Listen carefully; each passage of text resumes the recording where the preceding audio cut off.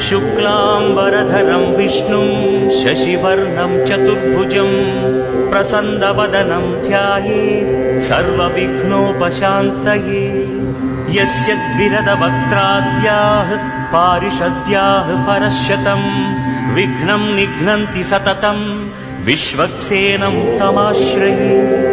व्यासं वसिष्ठनप्तारं शक्तेः पौत्रमकल्मषं शुक्लाम्बरधरं विष्णुं शशिवर्णं चतुर्भुजं प्रसन्नवदनं ध्यायेत् सर्वविघ्नोपशान्तये। यस्य द्विरदवक्त्राद्याः पारिषद्याः परश्शतं विघ्नं निघ्नन्ति सततं विश्वक्सेनं तमाश्रये। व्यासं वसिष्ठनप्तारं शक्तेः पौत्रमकल्मषं पराशरात्मजं